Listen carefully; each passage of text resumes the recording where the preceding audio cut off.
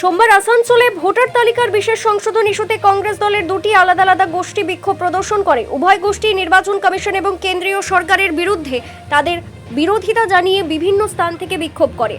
প্রথম গোষ্ঠীটি চার্চ মোড় এলাকায় রাস্তা অবরোধ করে। আসানসোল পৌর কর্পোরেশনের কংগ্রেস কাউন্সিলর SM মোস্তাফা, প্রসেনজিৎ পুইটুন্ডি এবং শাহ আলম শাহ সহ বেশ কয়েকজন নেতাকর্মী উপস্থিত ছিলেন। বিক্ষোভ চলাকালীন বিক্ষোভকারীরা প্রধানমন্ত্রী নরেন্দ্র মোদী এবং মুখ্য নির্বাচন কমিশনার জ্ঞানেশ কুমারের কুশপুত্তলিকা দাহ করে। নেতারা ভোটার তালিকা থেকে বৈধ ভোটারদের নাম বাদ দেওয়া ষড়যন্ত্রের অভিযোগ করেন, যা কংগ্রেস দল মেনে নেবে না। পশ্চিম বর্ধমান জেলা কংগ্রেস সভাপতি দেবেশ চক্রবর্তীর নেতৃত্বে দ্বিতীয় গোষ্ঠী রবীন্দ্র ভবন থেকে মহকুমা কর্মকর্তার কার্যালয়ে একটি মিছিলের নেতৃত্ব দেয়। মিছিলটি মহকুমা কর্মকর্তার কার্যালয়ে পৌঁছলে প্রধান ফটক বন্ধ করে দেওয়া হয় এবং পুলিশ মোতায়েন করা হয়। কর্মীরা কিছুক্ষণ বিক্ষোভ করেন। বৈঠকে কংগ্রেস নেতা হরজিৎ সিং, শশী দুবে, গৌরব রায়, শোভিক মুখার্জি, বন্দনা রায়, মেঘনা মান্না প্রমুখরা উপস্থিত ছিলেন। পরে 5 সদস্যের কংগ্রেস প্রতিনিধি দল সাব ডিভিশনাল ম্যাজিস্ট্রেটের সাথে দেখা করে একটি স্মারকলিপি জমা দেয়। দেবেশ চক্রবর্তী বলেন যে সমস্ত বৈধ ভোটারের নাম অন্তর্ভুক্ত করে একটি পরিষ্কার ও স্বচ্ছ ভোটার তালিকা প্রকাশ না হওয়া পর্যন্ত কংগ্রেসের আন্দোলন অব্যাহত থাকবে। আজকে আমরা জ্ঞানেশ্বর কুমার জি আমাদের ইলেকশন কমিশন বাংলাদেশ চিফ রয়েছে, ওনারা আমরা পুতলা দান করেছি।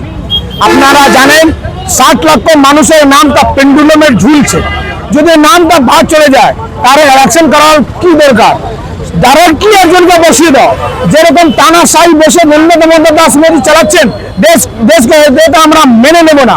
আপনারা জানেন আমাদের নেতা রাহুল গান্ধীজি সংসদে লড়াই লড়ছে, আমাদের নেতা সুরেন্দ্র সরকারজি বাংলায় লড়াই লড়ছেন, আমাদের সমস্ত কংগ্রেস কর্মীদেরকে নির্দেশ দিয়েছেন যে একটা মানুষের নাম বাদ না যায়, যে ডেমোক্রেসি ও নিজে ভোট দিতে পারে, নিজে নেতা চুনতে পারে।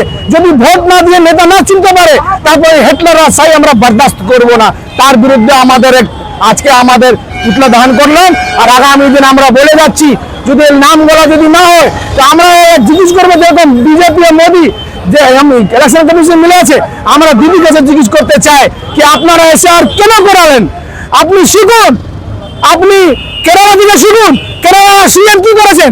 এই সাহায্যের জন্য ওরা বলে হ্যাঁ বলেছেন না, কিন্তু দিদি আপনি 2011 থেকে 2026 আপনি মিলিয়ে নেন। যে দিদি কথা বলেছে 2011 আর আজকে যে কথা বলছে বহুত ডিফারেন্স রয়েছে। আর দিদির উপর বাংলা লোকেরা বিশ্বাস করছে না, দিদি বিশ্বাস হারিয়ে গেছেন। আপনারা জানেন আর বলেছেন ওয়াকফ বিল নিয়ে যে মানুষের সম্পাদন আন্দোলন করছিল, উনি বললেন যান দিল্লিতে আন্দোলন করুন। আমরা আজকে বলছি দিদিকে কি দিদি এই 60 লাখ নাম যে পেন্ডুলামের মধ্যে ঝুলছে, আপনারা আবার দিল্লি যান, সুপ্রিম কোর্ট যান, আপনারা লড়াই লড়ুন। কিন্তু আপনিও মিলে আছেন ইলেকশন কমিশন থেকে, আর আপনি ভাবছেন যে 500 টাকা লক্ষ্মী ভান্ডার দিয়ে বাড়িয়ে বা যুবকদেরকে পয়সা দিয়ে আপনি কি ইলেকশনে জিততে পারবেন? আপনারা জানেন কেজরিওয়ালটা মহিলাদেরকে পাস ফ্রি করে দিয়েছিল, পানি ফ্রি, জল ফ্রি, তারপরে হসপিটালটা ট্রিটমেন্টটা ফ্রি, স্কুল ভালো ছিল, 200 ইউনিট বিজলি ছিল। আজকে কেজরিওয়াল কোথায় আছে?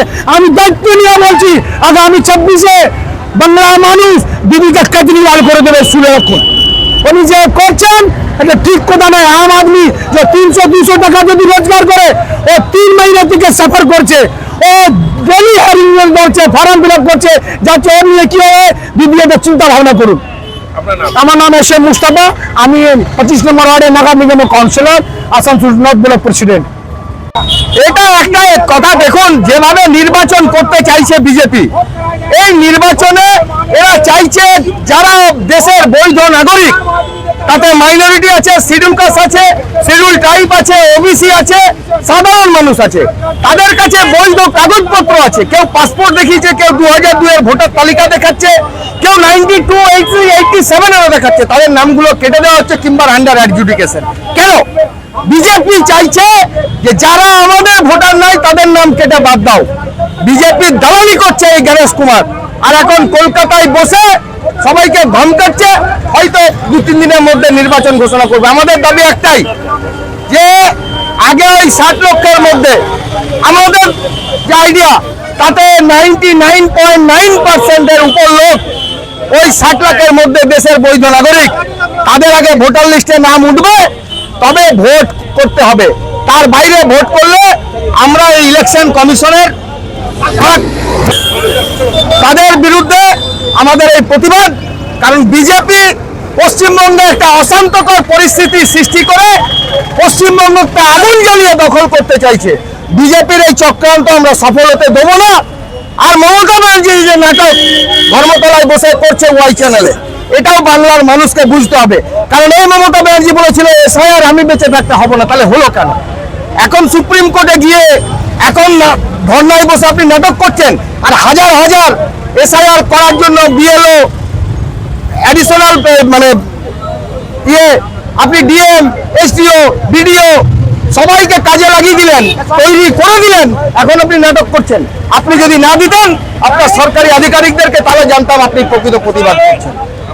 আমার नाम प्रसेनजीत पुइतंडी, संपादक पश्चिम बंग प्रदेश कांग्रेस कमेटी। देखिए, हम लोग जातीय कांग्रेस की तरफ से जब एसआईआर लागू हो रहा था तो हम लोगों ने विरोध नहीं किया था कि एसआईआर होना चाहिए। जो डेथ वोटर है, जो शिफ्टिंग वोटर है, उसका नाम वोटर लिस्ट से कटना चाहिए।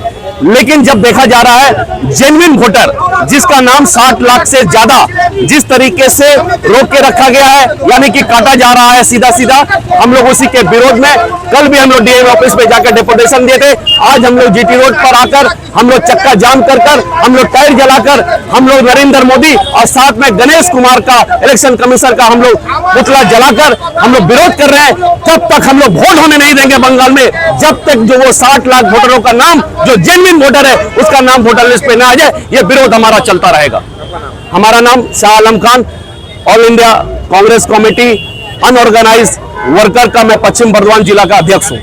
আসানসোল থেকে কাজল মিত্রের রিপোর্ট, বিগ নিউজ বাংলা।